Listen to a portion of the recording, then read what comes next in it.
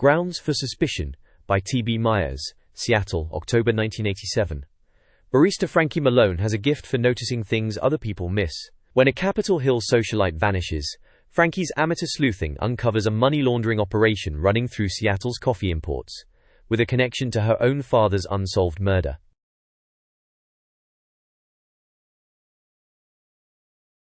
Chapter 1. The Regular Grind. The man at table 4 was definitely cheating on his wife, and his latte was getting cold.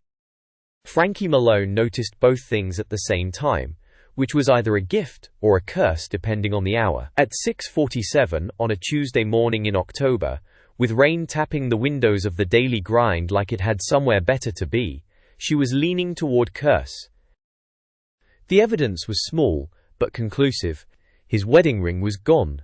Not just pocketed, but gone. That telltale pale stripe on his left ring finger screaming its absence like a neon sign. 3 weeks ago he'd been ordering 2 lattes every morning, one with extra foam, that's how Karen likes it, and now he ordered one. Just one. Black, no sugar, the drink of a man who'd stopped trying to impress anyone. She set his latte on the table with a smile she'd perfected over 2 years of pouring coffee for strangers. "Here you go, Mr. Hargrove. Let me know if you need anything." He didn't look up from his newspaper. The sports section, which he'd never read before. Karen had always taken the sports section. Frankie retreated behind the counter and caught herself. Not her business. Not her problem. People's marriages fell apart every day in this city, right alongside the rain and the traffic on the viaduct and the mariners. Losing streaks. She wasn't a therapist. She wasn't a detective. She was a barista in a coffee shop on Post Alley, and the morning rush was about to hit. The Daily Grind occupied the ground floor of a narrow brick building a block from Pike Place Market, wedged between a used bookstore and a place that sold nothing but umbrellas, which in Seattle was the closest thing to a guaranteed business model. Nina Zhao had opened it 5 years ago, with a second-hand espresso machine imported from Milan, 6 mismatched tables, and the radical belief that Seattle was ready for something better than Folgers. She'd been right, mostly. The shop wasn't getting rich, but it was getting by, which in 1987 was about the best anyone could ask. The espresso machine was the crown jewel, a Faima E61, chrome and brass, temperamental as a cat and twice as beautiful. Frankie had learned to coax it through its moods the way a jockey learns a horse. Patience, attention, and the occasional whispered threat. This morning the boiler pressure was running high, which meant the shots would pull fast. She adjusted the grind a quarter turn finer and pulled a test shot. Dark, syrupy, a crema the color of hazelnuts. Perfect. The front door banged open and Dexter Okafor backed through it carrying a milk crate full of supplies, headphones clamped over his ears, nodding his head to something loud enough that Frankie could hear the tinny ghost of guitars from 6 feet away. "You're late," she said. He couldn't hear her. She threw a dish towel at his head. Dex pulled the headphones down to his neck, grinning. He was 6'2", rail-thin, all elbows and enthusiasm, with close-cropped hair and a smile that could power the Space Needle. "I'm not late. I'm temporarily flexible." "You're 12 minutes late. What's the excuse today?" Green River's new single dropped. He said it like this explained everything. In Dex's world, it probably did. He knew every band in Seattle. The ones playing the showbox, the ones playing someone's garage, the ones that didn't exist yet but would. He'd once skipped a dentist appointment because a band he liked was sound-checking at the Crocodile and he wanted to hear them through the wall. "Also, I brought muffins." He held up a paper bag from the bakery on First Avenue. "Blueberry." Frankie forgave him instantly, which he knew she would, which was probably why he kept being 12 minutes late. They fell into the opening routine, the choreography of a coffee shop morning.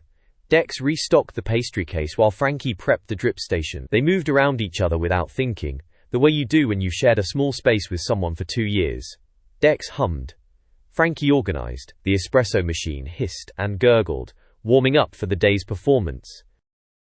By 7:15, Post Alley was waking up. The fishmongers at Pike Place were already shouting. You could hear them through the walls when the wind was right, hawking salmon and halibut with the theatrical flair of carnival barkers. The flower sellers were setting up their buckets of dahlias and sunflowers, impossibly bright against the grey morning.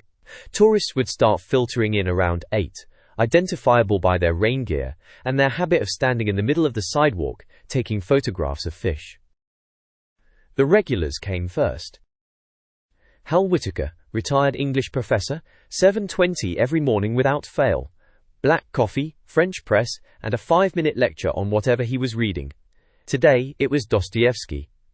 Raskolnikov's problem, Hal Whit informed Frankie while she poured, wasn't that he committed murder, it was that he was insufficiently committed to the philosophy that justified it. Heavy stuff for a Tuesday, Hal? Every day is heavy, my dear. That's what the coffee is for. Yuki Tanaka, florist, 7:35. Americano with a splash of cream. She was writing a novel in secret. Frankie knew because Yuki always had ink-stained fingers, and the faraway look of someone whose characters were more real to her than her customers. Chapter 12. Yuki whispered conspiratorially as Frankie handed her the cup. The detective just found the second body. Is it good? Yuki considered. It's long. I'm not sure those are the same thing. The morning built. Frankie pulled shots, steamed milk, made small talk that wasn't small. This was the part she loved, or at least the part she told herself she loved, because the alternative was admitting that what she actually loved was the reading, the noticing, the way people broadcast their secrets in the space between their words and their faces, and all you had to do was pay attention. Her father had taught her that. Jack Malone, SPD detective, dead 2 years now, and still the loudest voice in her head. Watch the hands, he used to say, when she was a kid riding shotgun in his cruiser. People think lying is about the face, but the face is theater. The hands tell the truth. A man who's lying will touch his neck, adjust his watch, pick at his fingernails. His mouth says, I didn't do it, and his hands say, please don't look too close. She'd been 12 when her mother died. Cancer, quick and merciless, there and then not, there like a light switching off. After that it was Frankie and Leo and Dad and Gramps, 4 Malones in a drafty house in Ballard, eating too much takeout and pretending that the empty chair at the dinner table didn't make the room feel huge. She'd enrolled at UW in criminal justice. She was going to be a detective like Dad. She was going to The thought snagged, the way it always did, on the day Leo showed up at her dorm room in his uniform, hat in his hands, face the color of old paper. She didn't need him to say it. She'd read it on him from 10 feet away. Routine traffic stop. The official story. Jack Malone pulled over a vehicle on Aurora, the driver panicked, and that was that. Clean, simple, the kind of thing that happened to cops sometimes. Frankie had never believed it. She'd dropped out of UW 3 weeks later, because sitting in a criminal procedures lecture, while her father's case file gathered dust in some precinct filing cabinet, felt like a specific kind of torture she hadn't signed up for. Nina had given her the job. Frankie suspected pity was involved, but Nina had never confirmed or denied it, and Frankie had stopped asking, and 2 years had passed and somehow temporary had become indefinite, had become home. She glanced at her wrist. Her father's watch. Baby, a battered Seiko with a scratched crystal, and a second hand that sometimes stuck at the 7. It was the only thing of his she'd kept. Earth to Frankie. Dex snapped his fingers. Table 2 needs a refill, and you've been staring at your coffee like it owes you money. Sorry. Thinking. Thinking is above your pay grade. We pour. We smile. We accept tips gracefully. She topped off Table 2's drip coffee and returned to find Gramps descending the narrow staircase from the apartment above, wearing his ancient navy peacoat and a look of determined mischief. Eddie Gramps Malone was 72 years old, 5'8", and built like a fire hydrant. He'd served in Korea, worked 40 years on the docks at the port of Seattle, and retired with 2 bad knees, 1 good eye, and an inexhaustible supply of jokes that should have been put out of their misery decades ago. Nina rented him the apartment upstairs for a price that Frankie suspected was ceremonial. In return, Gramps fixed things that broke, scared off the occasional drunk who wandered in from the market, and served as the shop's unofficial grandfather. He swiped a blueberry muffin from the case with the speed and precision of a man who'd been stealing food since the Korean War. Morning, kiddo. He bit into the muffin. What do you call a fake noodle? Gramps. An impasta. Dex laughed. He always laughed. Frankie suspected this was why Gramps liked him more than her. "That joke is older than you are," Frankie said. "Everything good is." Gramps settled into the corner booth, the one by the window, the one that had been her father's spot. He pulled a folded newspaper from his coat and a stubby pencil. "Crossword. Same as every morning." The lunch rush came and went. Afternoons at the daily grind were slow. The market crowd thinned. The rain drove people indoors, and the shop settled into the kind of quiet that made Frankie twitchy. She cleaned things that didn't need cleaning. She reorganized the bean display. She watched the door. At 3:15, a kid came in. 14, maybe 15. Threadbare jacket, wet shoes, the kind of thin that came from not eating enough. He ordered a hot chocolate with quarters and dimes, counted carefully from his pocket, and while Frankie made it, she saw his eyes flick to the tip jar on the counter. Just once. Fast. She set the hot chocolate in front of him. Extra whipped cream, extra large, because she'd accidentally made too much. Then she palmed a 5 from her own tips and slid it across the counter under a napkin. "It's cold out there," she said. "Get something to eat." The kid looked at the bill, looked at her, and for a second his face did something complicated that involved trying very hard not to cry. He took the money and the hot chocolate and left without a word. Dex, who'd watched the whole thing while pretending to wipe down the espresso machine, said nothing. He didn't have to. He just smiled at her in that way that meant he'd seen her do this before and would see her do it again, and wasn't she something?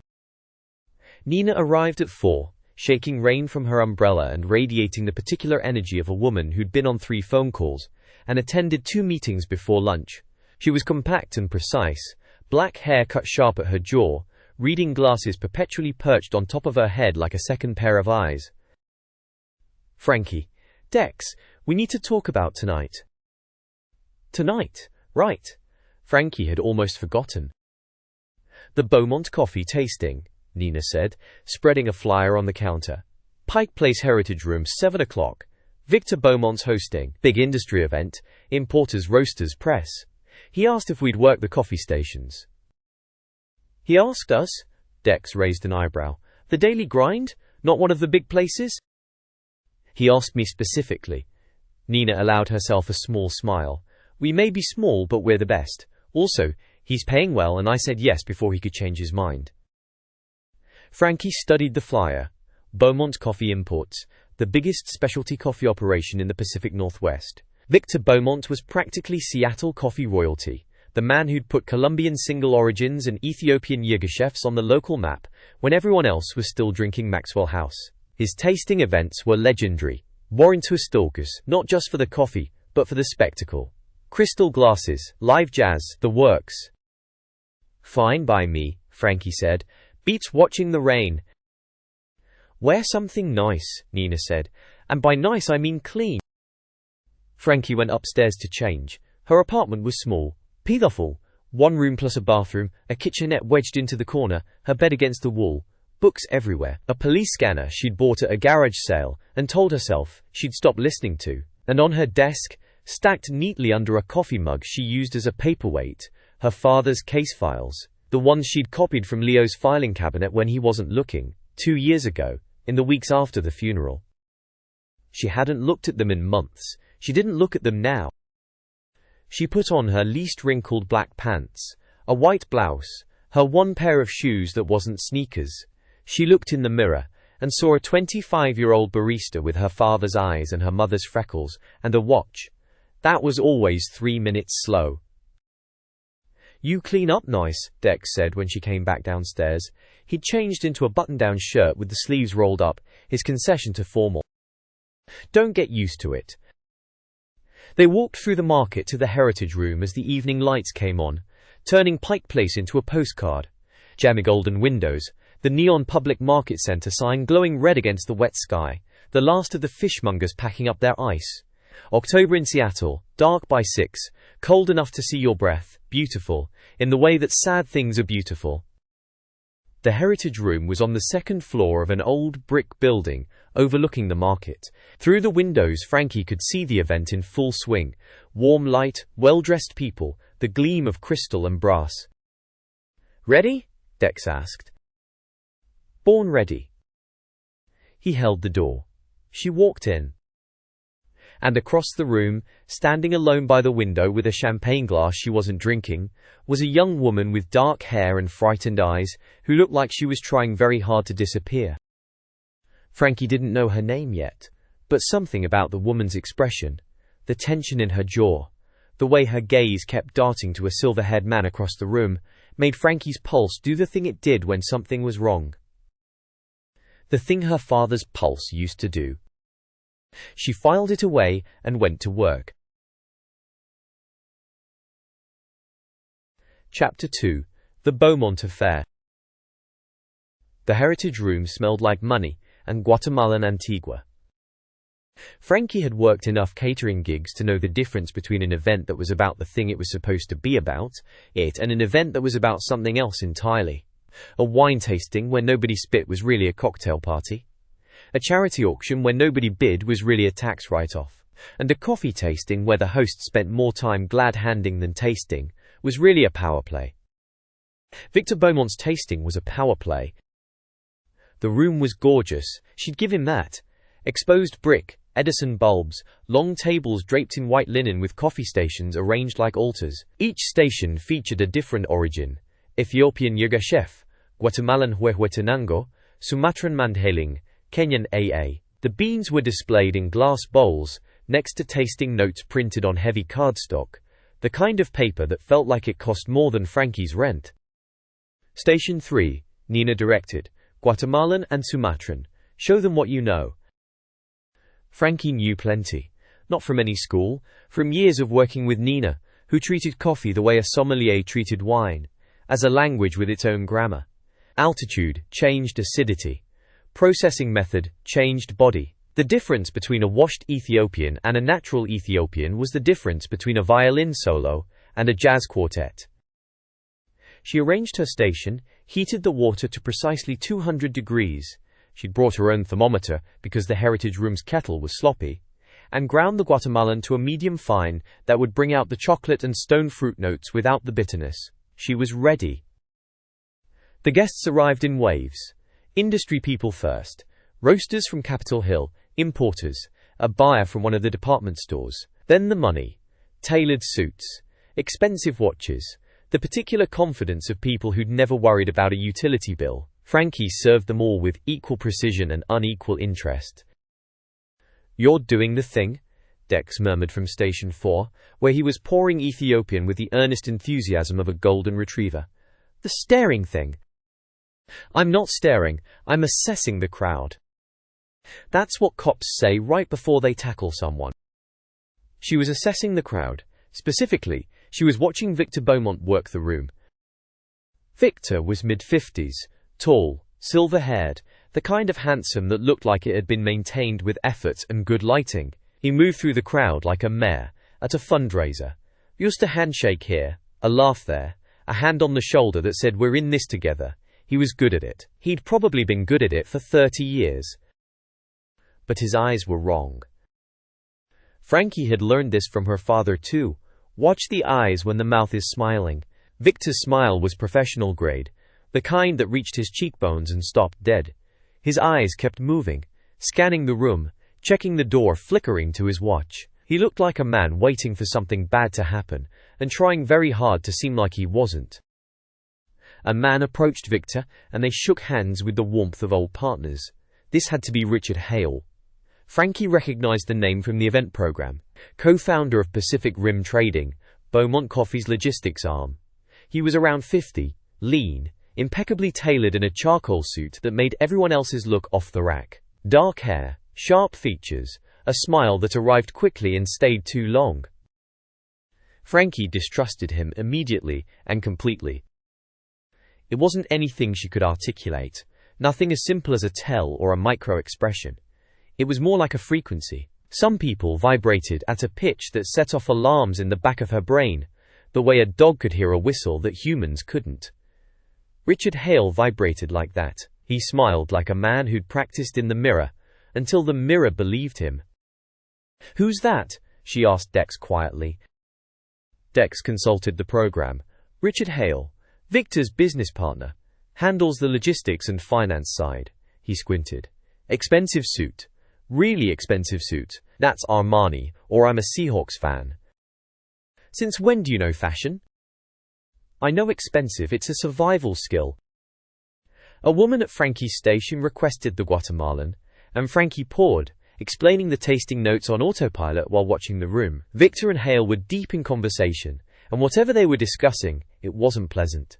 Victor's smile was gone. Hale's hand was on Victor's arm, not comforting but controlling, the way you'd grip a dog's collar. Then Frankie spotted her. The young woman from before, dark-haired, mid-20s, standing apart from the crowd near the window. She was beautiful in a quiet way, the kind of face that was easy to overlook in a room full of louder presences. She held a champagne glass she hadn't sipped, and her posture was rigid, a violin string tuned too tight. The woman drifted toward Frankie's station. Up close, Frankie revised her read, not just anxious, scared. Can I try the Guatemalan? Her voice was steady, but her hands weren't. Sure thing, Frankie poured. This one's from a cooperative near Huehuetenango, high-altitude volcanic soil. You'll get chocolate on the front, and a sort of citrus brightness at the finish. The woman tasted it properly. Warrant me, small sip, letting it move across the palate, breathing through the nose. Not a casual drinker, someone who knew coffee. It's wonderful, she said, and meant it. My father imports this. I always forget how good it is until I taste it again. Her father. You're Celeste Beaumont? A flicker of surprise, then a wry half-smile. Guilty. Is it that obvious? Only because you taste coffee like someone who grew up around it. Most people at these things drink it like it's wine they're supposed to have an opinion about. Celeste laughed. A real laugh, brief but genuine, and Frankie liked her for it. That's exactly what it's like, everybody performing. Even you? The laugh faded. Especially me. They talked for a few minutes, the safe kind of talk, about beans and roasts, and which Seattle coffee shops were worth visiting. Celeste was smart, knowledgeable, and trying very hard to seem normal. But every 30 seconds, her eyes went to the same place, the spot where Victor and Hale were still talking. Are you okay? Frankie asked. The question landed harder than she'd intended. Celeste's composure wobbled, just for a second, a crack in the porcelain. Then, it sealed shut. I'm fine, she said. Long day. She moved away before Frankie could press further. Across the room, Victor was gesturing now, his careful composure fraying. Hale stood very still, the way a man stands when he's won an argument and is waiting for the other person to realize it. Celeste intercepted her father, near the back of the room. Frankie couldn't hear them, but she could read them. Body language was the same from any distance if you knew the alphabet. Victor, defensive. Arms crossing, uncrossing, crossing again. A man protecting something. Celeste, urgent, leaning in, voice low but insistent, her hand on his arm, not gentle but demanding. Frankie caught fragments, not words but shapes of words. Victor, you don't understand what's at stake. Celeste, harder. I'm not going to pretend I didn't see it. See what? Hale appeared at their side like a shadow finding its owner. He said something quiet. Both Beaumonts went still. Then Victor nodded, stiff, and walked away toward the bar. Celeste stared at Hale, with an expression Frankie could read from across the room. Hatred. Pure and precise. Hale said something else. Celeste turned on her heel and walked away. Whoa! Dex had materialized at Frankie's elbow. Family drama at 10 o'clock. 2 o'clock. Whatever o'clock. What was that about? Nothing good. A young man appeared in Frankie's peripheral vision, mid-20s, dark-eyed, handsome in a nervous way. He caught Celeste's eye across the room, and something passed between them that was unmistakably intimate. Not a casual glance, a lifeline. Celeste shook her head, almost imperceptibly. The young man's face tightened. He looked away. And that, Frankie said, is a secret relationship. You don't know that? $20. I'm not betting on other people's love lives, because you know I'm right. The evening wound down. Hale gave a toast that was all smooth surfaces and empty calories. Congratulations to Victor, praise for Seattle's coffee future. Something about partnerships that made Frankie's skin crawl for reasons she couldn't pin down. Everyone clapped. Frankie didn't. The crowd thinned. Frankie was packing up her station when she noticed Celeste moving toward the back of the room. Not the main exit, the service door, the one that led to the back stairway and the alley. Celeste paused at the door and looked back. Her eyes found Frankie's across the room, and for a moment they held, a look that Frankie would replay over and over in the days to come, looking for what she'd missed. It wasn't a cry for help, it was something quieter, a goodbye maybe, or an apology. Then Celeste pushed through the door and was gone. Frankie almost followed. She had one foot turned toward the back, when a champagne glass shattered at Station 3, and somebody yelped, and she was pulling towels and apologizing and mopping up the mess, and by the time she looked up again, the back door was closed, and Celeste Beaumont had vanished into the October rain. They finished cleanup at 10:30. The Heritage Room crew shooed them out while Frankie and Dex carried equipment to the van Nina had borrowed. On the way out, Frankie stopped at the back door. She didn't know why, exactly. A pull. An itch. The door handle was smeared with something dark. Not blood, she realized, leaning close. Mud. Mud mixed with coffee grounds. The specific dark brown slurry you'd get if you walked through the market's loading area at night. Someone had come through here in a hurry, from outside, hands dirty. Or someone had gone out in a hurry and grabbed the handle on the way. "Frankie?" Dex called from the van. "You coming?" She rubbed the smear between her fingers. Gritty. Still damp. "Yeah," she said. "Coming." She walked to the van, climbed in, and didn't mention the mud, but on the ride back to the shop, while Dex talked about the music he'd heard through the walls of the Heritage Room and Nina drove and the wipers beat time against the rain, Frankie sat in the back and thought about a young woman's frightened eyes and a door that opened onto darkness. Something was wrong. She couldn't prove it. She couldn't name it. But something was wrong, and every instinct her father had ever given her was telling her to pay attention. She touched the Seiko on her wrist and listened to it tick. Chapter 3. Gone Girl. Frankie was pulling her first shot of the morning when Leo walked in looking like the weather. Not the good weather. Not the rare September sunshine that made everyone in Seattle temporarily forget they lived in a terrarium. The other weather. The grey, heavy, something bad is coming weather that settled over the city in October and didn't leave until June. He was in uniform, blue, pressed, the gun on his hip that Frankie tried not to notice and always did. His face was the face of a man who'd driven across town at 6 a.m. to tell his sister something she didn't want to hear. "Coffee?" Frankie offered. "Frankie." "That's not an answer. Americano? Drip? I made scones." "Sit down." She didn't sit down. She stood behind the counter with the portafilter in her hand and the espresso machine hissing gently behind her, and she watched her brother the way she'd been trained to watch people. Not for what they said, but for what their bodies confessed without permission. Leo was scared. Not for himself, for her. "It's about the Beaumont girl," she said. His expression flickered. Not surprise. Camelo. Leo had long since stopped being surprised by his sister's ability to read a room.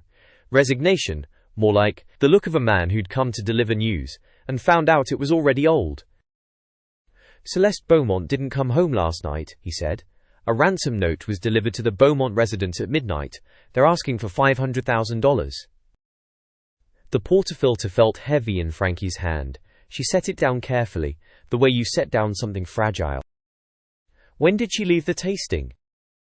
The family reported her missing at 11 p.m. The event ended around 10:30. Timeline puts her disappearance somewhere between 9 and 11. Frankie thought about the back door. The mud. The frightened eyes. "I saw her leave," she said. Leo's jaw tightened. "What?" "At the tasting. She slipped out the back door around 9:15, maybe 9:30. She was alone. She looked, I don't know, not scared exactly, more like resolved, like she'd made a decision. Leo pulled out a notebook, the same kind their father used to carry, spiral-bound, breast pocket size. The apple didn't fall far. Tell me everything. She told him. The argument between Celeste and Victor, Hale's appearance, Celeste's exit through the service door, the mud on the handle. She left out the part where Celeste looked back at her. That felt private somehow. Between them. Leo wrote it all down in the compact, precise handwriting he'd inherited from their father, along with the badge and the quiet stubbornness. Thank you, he said when she finished. I'll pass this along to the lead detective. Her name's Sandoval. A pause waited. Frankie. Leo. Stay out of this. She almost laughed. It was such a perfectly Leo thing to say. The big brother's edict, delivered with the absolute confidence of someone who had never once succeeded in getting his sister to stay out of anything. I'm serious, he said, reading her face. This isn't a missing cat or a stolen bicycle. This is a kidnapping. Real criminals, real danger, real consequences. You're a barista. I know what I am. Do you? Because sometimes I think you forget that you dropped out of the academy and you don't carry a badge, and you can't just go. He caught himself, pulled back. The argument was old and worn smooth, like a riverstone they'd been passing back and forth for 2 years. I'll stay out of it, Frankie said. Leo looked at her the way a man looks at a forecast that says partly sunny in the middle of monsoon season, with hope and very little faith. He left. The bell over the door chimed his departure, and the daily grind was quiet again except for the espresso machine and the rain and the sound of Frankie's thoughts running laps. She turned on the radio. KOMO News, 7 a.m. The anchor's voice filled the shop. Seattle police are investigating the disappearance of Celeste Beaumont, 22-year-old daughter of prominent coffee importer Victor Beaumont. A ransom note, demanding $500,000, was received overnight. Police are asking anyone with information to contact. The door opened. Customers. The morning rush, beginning. Frankie worked. She poured coffee and made small talk and smiled at people, and ran credit cards, and all the while her mind was elsewhere, in a room full of well-dressed people, watching a young woman push through a door into the rain. Celeste hadn't been dragged. Frankie was sure of that. She'd walked out on her own 2 feet, of her own volition, in the middle of her father's event. She'd argued with Victor first. She'd stared at Hale with undisguised hatred. She'd left. That wasn't a kidnapping. That was an exit. So when did the kidnapping happen? After she left? On the street?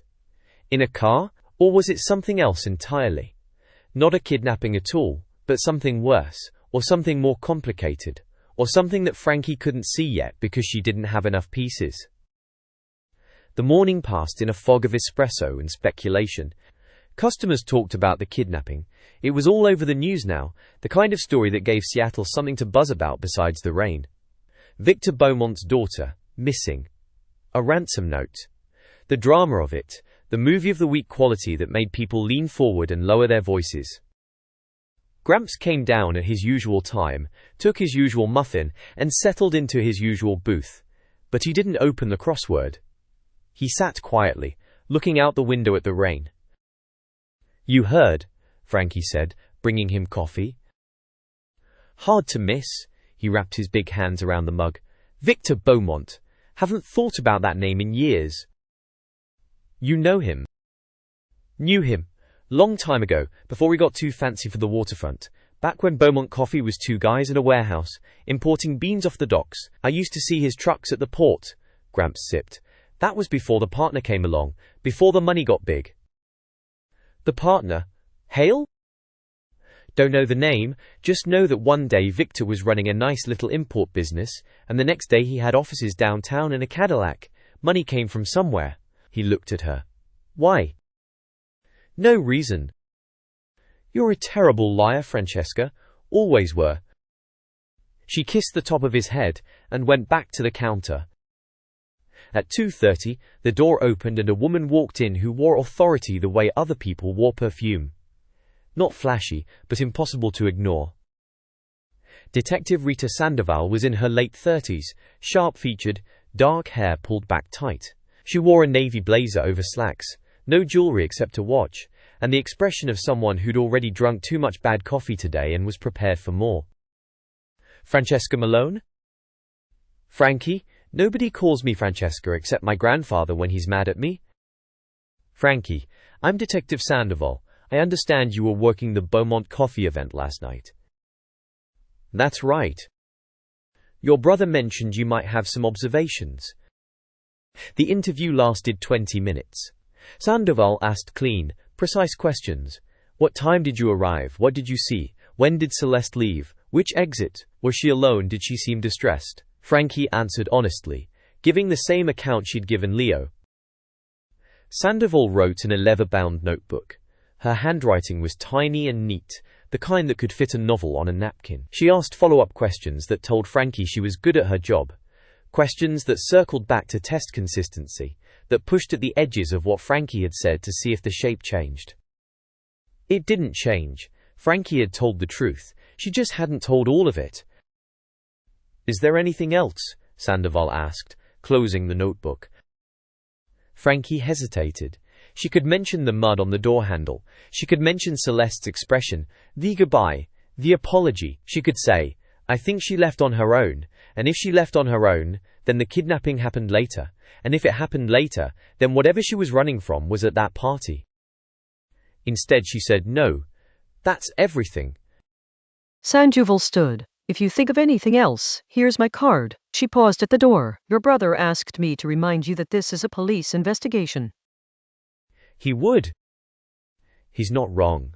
Sandoval's dark eyes held Frankie's for a moment, appraising, neither warm nor cold. "Leave this to the professionals, Ms. Malone." She left. The bell chimed. Frankie looked at the card. Detective Rita Sandoval, Seattle Police Department, Major Crimes.